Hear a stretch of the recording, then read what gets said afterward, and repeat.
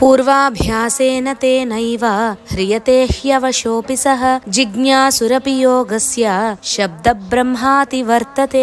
పూర్వజన్మలో యోగాభ్యాసం చేసి అది పూర్తి కాకుండానే మరణించిన యోగి మరుజన్మలో శ్రీమంతులు ఆచారవంతులు అయిన వారి గృహంలో జన్మిస్తాడని చెప్పాను కదా. అతనికి ఉన్న ధనం పరిసరాలు అతన్ని చెడు అలవాట్ల వైపు లాగినా ఈ యోగభ్రష్టుడు వాటి వంక చూడడు, ఆధ్యాత్మికత వైపే మొగ్గు చూపుతాడు. అతడి పూర్వజన్మ సంస్కార బలం అటువంటిది. కాబట్టి మనం ఏ చిన్న పుణ్య కార్యం చేసినా అది మనకు తర్వాతి జన్మలో ఎంతో ఉపయోగకరంగా ఉంటుంది. అదే విధంగా పాపం చేసినా అది మరు జన్మలో పాప కార్యాల వంక లాగుతూనే ఉంటుంది. పుణ్య కార్యాలు ధ్యానం మంచి బుద్ధిని కలిగిస్తే పాపపు పనులు పాప బుద్ధిని కలిగిస్తుంది. ఇక్కడ యోగ భ్రష్టుడు మరు జన్మలో అతడు చెడు అలవాట్ల వైపు లాగబడకుండా మరలా కర్మకాండల వంక ప్రాపంచిక సుఖాల వంక పరిగెత్తకుండా ఆత్మజ్ఞానం కోసం ప్రయత్నం చేస్తాడు. పరమ సుఖాన్ని శాంతిని పొందుతాడు. చివరికి పరమాత్మలో ఐక్యమవుతాడు. అటువంటి వాడికి మరలా జన్మ ఉండదు.